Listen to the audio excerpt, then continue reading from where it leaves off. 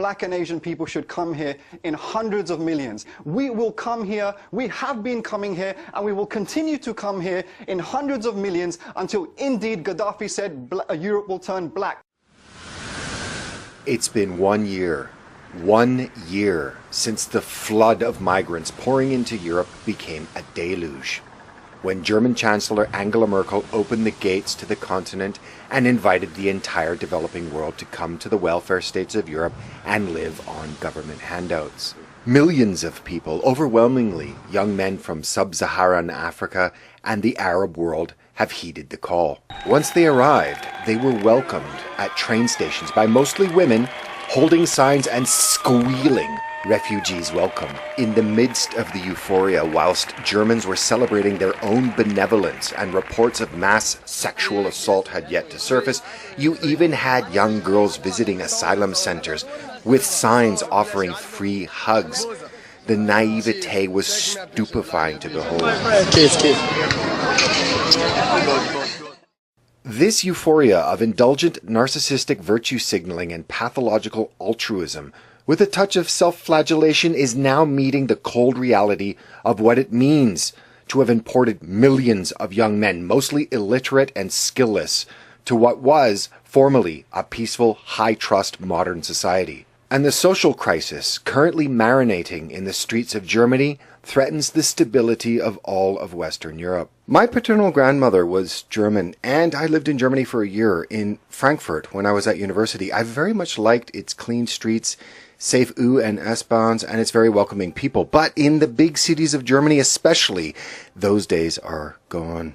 Germany is in the midst of a transition, and like the frog that does not realize he is slowly being boiled, it's hard to know whether Germans will realize the country they built upon the ruins of defeat in World War II and the reunification of what was left of occupied East and West Germany will not survive this crisis, engineered and abetted by Chancellor Merkel, if left unchecked and unchallenged.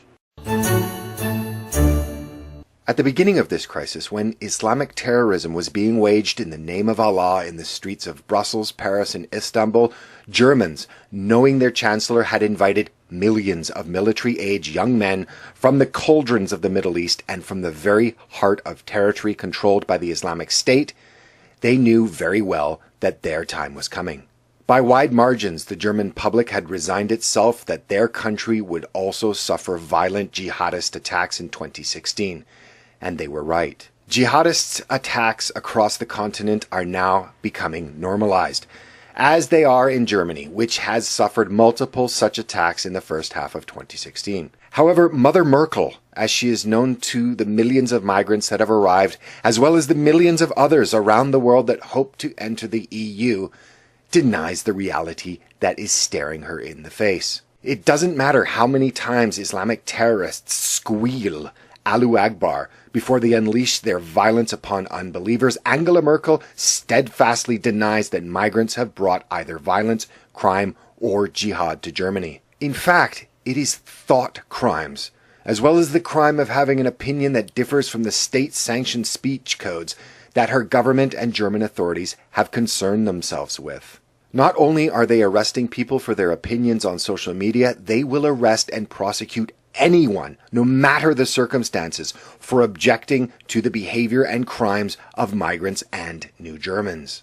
During the mass shooting in Munich on the 22nd of July 2016 that took the lives of 9 people and wounded 36 others, Thomas Salby, a 57-year-old German man, hurled abuse at the shooter, Ali Sonboli, from his balcony. While many praised Mr. Salbe for standing up to the gunman who aimed shots in his direction, he was charged by the Munich prosecutor for libel for his comments. During the deadly attack, he repeatedly called the gunman a wanker and told him to fuck off. All I had was a beer bottle to throw at him, but if I had a gun, I would have shot him in the head, the Munich resident said. German prosecutors are investigating Salbe for potentially insulting the 18-year-old gunman who shot himself after the massacre, and he will most likely have to pay a fine. In the first 3 months of 2016, migrants were reported to have committed roughly 70,000 crimes in Germany. In fact, The crime rates are grossly disproportionate as a percentage of population. However, the German establishment not only sought to cover up their crimes, German police have now been accused of surrendering in the face of migrant crime. Documents show officers in Kiel, northern Germany, were told to forego prosecuting migrants for theft and criminal damage amid fears there was little chance of succeeding. It's not only because of the vast numbers of cases that police were told that there would be little chance of successful prosecution. The real reason being was that most had no identification. Think about that. Crime was being allowed to take place because the German authorities have no idea who it is that is in their country, and thus gave non-Germans carte blanche to commit crimes with no repercussions. And these orders were given just 2 months before Cologne. So what you have now is one rule for natives and one rule for migrants. And the migrants know it.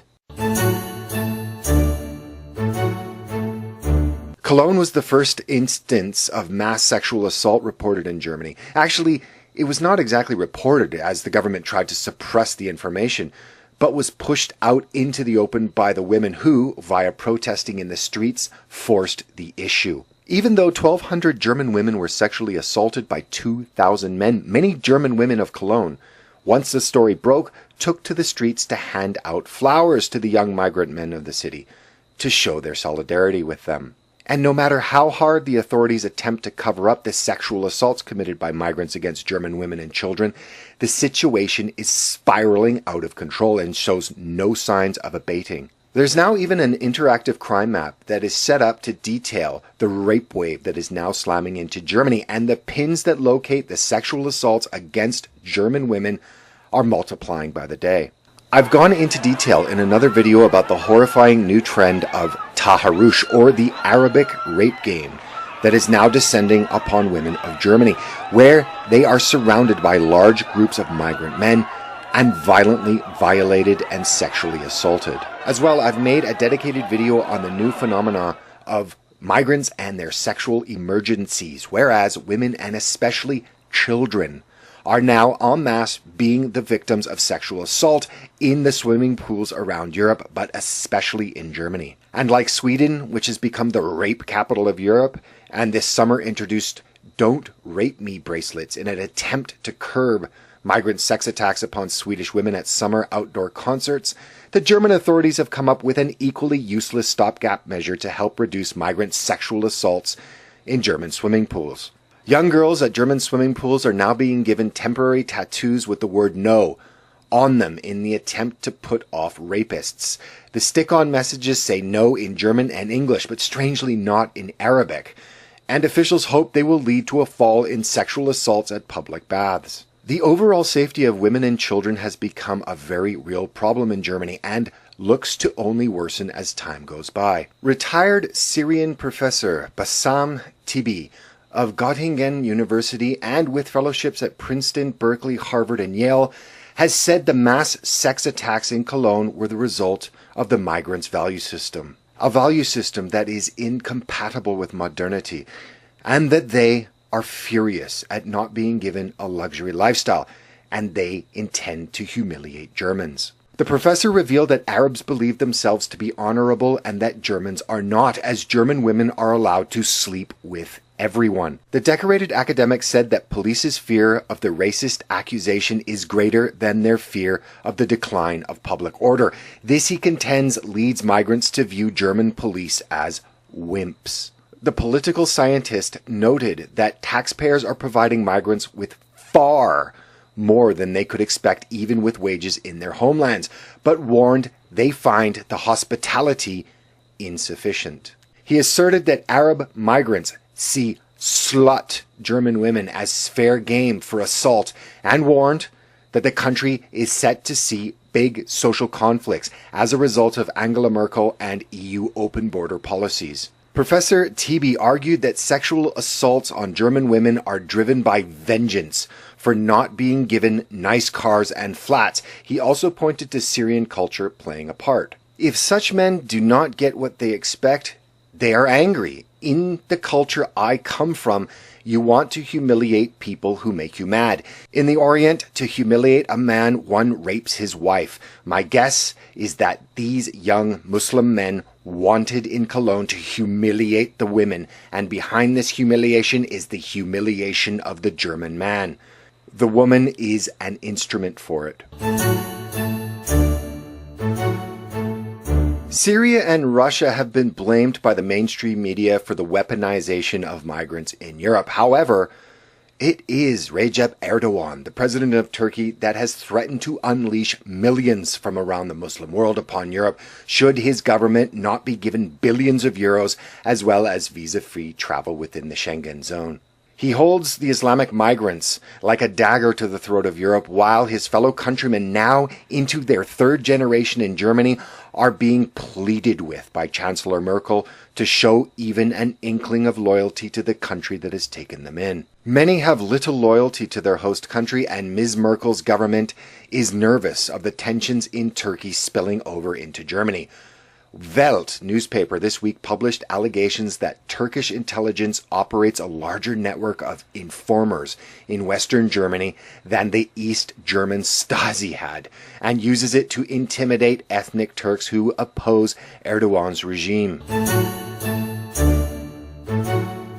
Europeans have long ridiculed countries such as the US for their societal take on the role of police and that of self-defense. The police in the US long ago, if they ever had, lost their monopoly on violence and are mostly there to mop up the mess once it has already occurred. Europeans for generations have not been allowed to protect themselves, and because of the former homogeneous nature of their societies, there was little need to do so. However, the migrant rape wave currently assaulting Europe has no boundaries, and people, especially women, have begun to take matters into their own hands. In Denmark, pepper spray, which is strictly illegal, was used by a 17-year-old girl to fend off a rapist near an asylum seeker center. The girl, who was forced to the ground by the man who tried to remove her clothes, is being charged for using pepper spray against her intended rapist.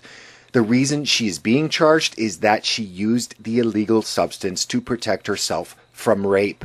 In Austria, shotguns have been sold out and firearm sales are up by 350%. Sales are also surging in non-lethal weapons such as tasers, pepper spray, and blank firing guns amid unease of the crime and rape the migrants have brought with them. In Switzerland, the importation of jihad and criminality to the continent has triggered a run on guns, with all 26 cantons showing year-on-year increases in the application for firearms ownership. In the Czech Republic, the number of gun permit holders grew to nearly 300,000 in the first 5 months of 2016. In Germany, the population is not allowed to protect themselves from the violent crime and jihad that Angela Merkel has foisted upon her nation. Thus, pepper spray has been in great demand, as have blank firing or starter pistols since the beginning of the migrant influx.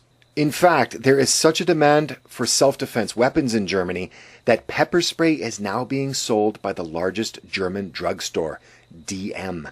Citing growing demand, pepper spray is being added to their normal product line of non-prescription medicine, cosmetics, and household products. There are now even calls by the fastest growing party in Germany, the right-wing Alternative for Germany, to legalize gun ownership in the country because, as they say, the government has lost its state monopoly to protect its citizens, especially in thinly populated areas. This is Germany after 1 year of the migrant crisis that was encouraged and escalated by Chancellor Angela Merkel, and she has refused to change course. And now that Chancellor Merkel's invitation that all the world is welcome and that there is no upper limit to the number of young men that Germany can absorb, new sources of migrants have appeared this year.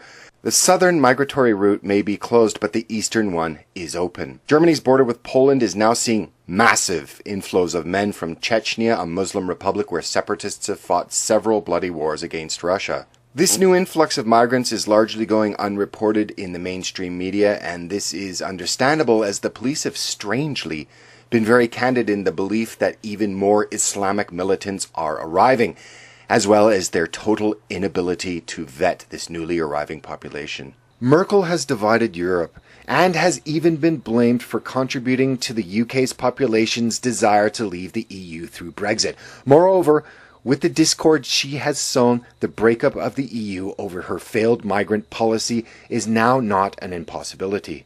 But how many rapes are too many rapes? How many crimes against persons and property is too many? How many people need to be killed in jihadist terror attacks? How much money can be spent on maintaining this army of young and essentially unemployable men? Surely, it has been shown that Germans will tolerate the crime, the jihad, the costs, and the raping of their women and children. But when is it too much or too many?